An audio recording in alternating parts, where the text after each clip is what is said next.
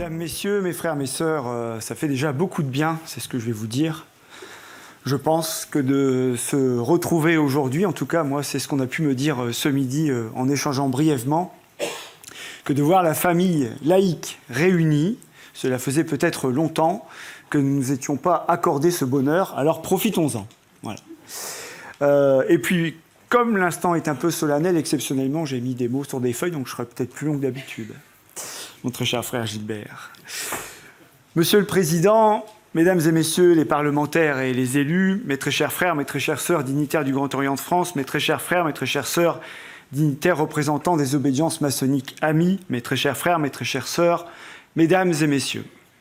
J'adresse tout d'abord mes remerciements à Monsieur le Président Larcher pour son accueil en ce lieu et pour ses mots à l'ouverture de ce colloque. Je remercie également Monsieur le Vice-président Ouzoulias, président d'un jour presque, qui a facilité grandement l'organisation de ce colloque ainsi que l'ensemble des services et des personnels de ce palais de la République qui accueille régulièrement et comme il se doit les manifestations, débats et délibérations au cœur de la démocratie et de la République.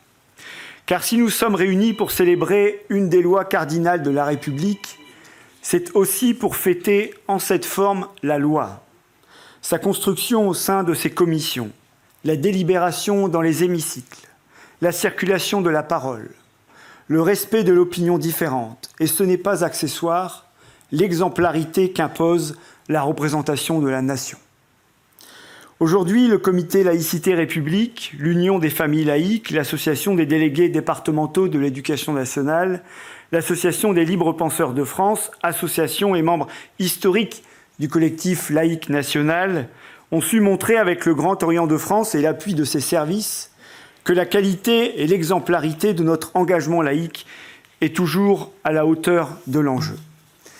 C'est aussi parce que nous protégeons nos verbes et nos corps des écarts et des excès que nous portons fièrement cet esprit laïque, celui de la liberté de conscience. Soyez-en toutes et tous remerciés. Enfin, merci à vous d'être venus assister à ce colloque. Cette salle pleine et des dizaines de personnes que nous n'avons pas pu accueillir démontrent à quel point ce thème, 120 ans de laïcité, 120 ans de liberté, fait écho aux préoccupations de nos concitoyens. D'ailleurs, le succès des manifestations lancées par de nombreuses associations laïques depuis plusieurs semaines démontre cet attachement puissant des citoyens à ce principe. Ici aussi, je vous le dis, le Grand Orient de France tiendra sa place, il tiendra son rang. En l'espèce, la laïcité est consubstantielle au Grand Orient de France. Nous le réaffirmons ici solennellement. Fille des Lumières, sœur de la République, vigie de la laïcité, notre maçonnerie continuera à concourir au long mouvement d'émancipation que cette terre de France, tout comme l'humanité dans son entièreté, doivent connaître. C'est bien à ce mouvement tellurique que nous appartenons, celui qui combat l'hydre des dogmes. C'est pourquoi nous affirmons et nous défendons la liberté absolue de conscience, c'est-à-dire ce levier émancipateur, ce droit de croire ou de ne pas croire. Oui à la liberté de croire, oui au libre exercice des cultes garantis par la République, comme l'assigne la loi de 1905. Mais oui aussi, il faut le rappeler, aux multiples formes de non-croyance, d'incroyance ou d'indifférence, comme le formule Catherine Kinsler. Or, la laïcité est intrinsèquement rattachée à la liberté de conscience. La laïcité, c'est aussi l'émancipation, la libération des consciences, l'émancipation des individus qui, adultes, pourront choisir leur option philosophique et spirituelle en citoyens éclairés, grâce notamment à l'école. L'école laïque, publique, obligatoire, gratuite, sanctuarisée, loin des querelles des hommes et des injonctions dogmatiques, la seule école libre. Permettez-moi en l'occurrence de citer Edgar Quinet. L'instituteur laïque intervenant dans l'Église y fait entrer l'hérésie. Le prêtre intervenant dans l'école y fait entrer la servitude. Que faut-il faire? Les séparer. C'est parce que nous avons pour vocation de rassembler ceux qui est épars, que nous avons pour mission de libérer les esprits du dogme, des injonctions spirituelles et morales. C'est le destin le plus difficile que de vivre de raison et dans la raison. Nous l'assumons, ce combat est le nôtre. Depuis le 9 décembre 2024, en cette 120e année, la mobilisation est forte. Les 1400 loges du Grand Orient de France sont appelées à fêter, honorer et porter la loi de 1905, à dire au dehors pourquoi l'heure est à la mobilisation. La mobilisation est donc offensive, publique et généralisée. Et elle a aussi pour objectif de ne pas laisser cette célébration, tout comme la laïcité, à d'autres, qui en feraient une arme contre une partie de la population ou qui adjectiveraient un mot, tout comme un principe, qui se suffisent à eux-mêmes. Car s'il nous faut aussi défendre la laïcité, c'est qu'elle est attaquée, insuffisamment établie du fait de 120 ans de fluctuations, voire de lâcheté politique, comme de recul jurisprudentiel sur cette loi.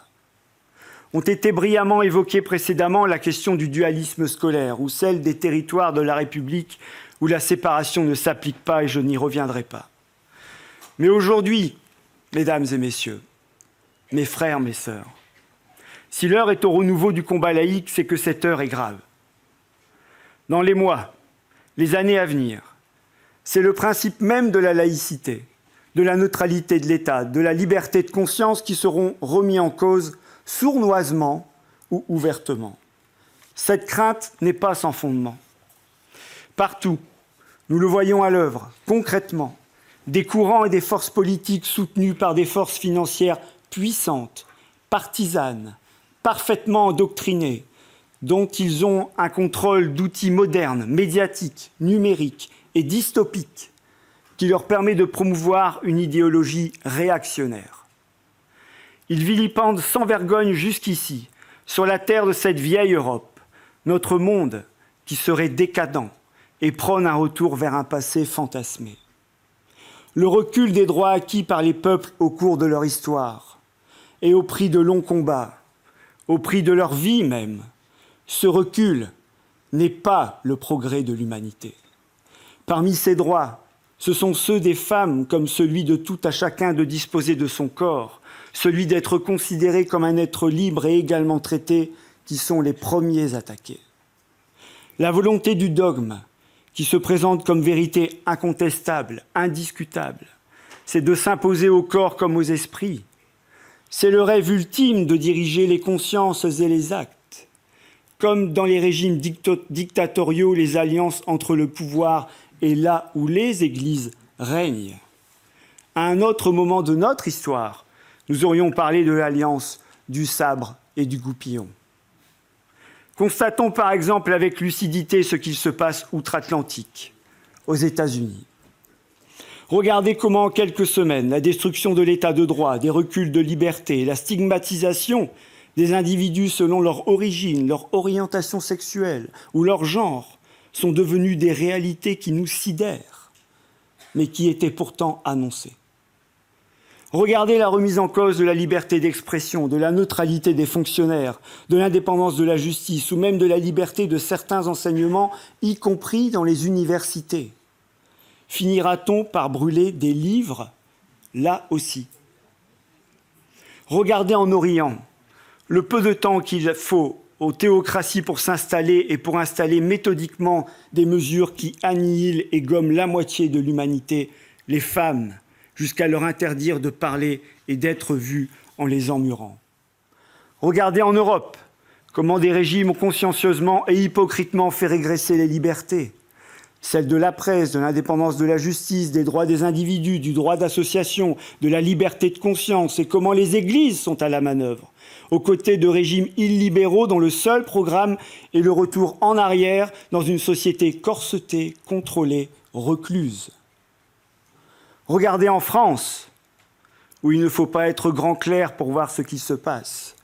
Monsieur le député Falorni nous a rappelé combien le débat sur la fin de vie montrait que les dogmes et ceux qui les portent ne renoncent pas à vouloir nous interdire à disposer de notre corps.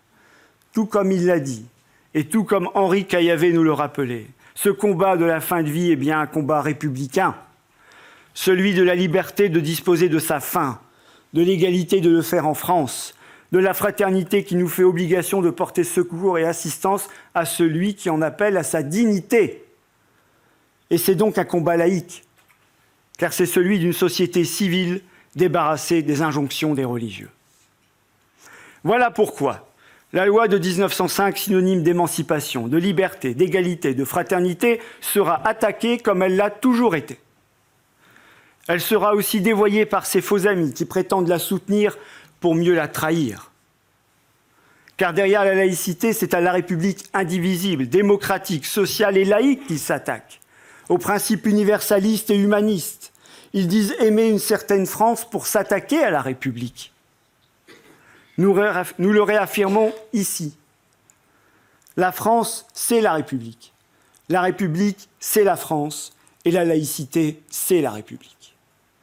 Comme disait Lamartine, la République était une surprise. Nous en avons fait un miracle. Et comme le miracle n'est pas notre spécialité, nous avons l'impérieuse nécessité de prendre toutes les mesures réglementaires les plus hautes pour protéger la séparation des églises et de l'État et faire en sorte que l'État reste chez lui et les cultes chez eux. C'est le moment. Tant que la loi de 1905 reste une simple loi, n'importe quelle autre loi peut la modifier. Un retournement sciemment planifié de jurisprudence n'est pas inimaginable, comme les expériences étrangères nous l'ont prouvé. Et je le répète, il est indispensable de rattacher le principe de liberté de conscience à la laïcité dont il est le fondement. Ce que le Conseil constitutionnel, dont les membres varient régulièrement, n'a pas fait jusqu'alors.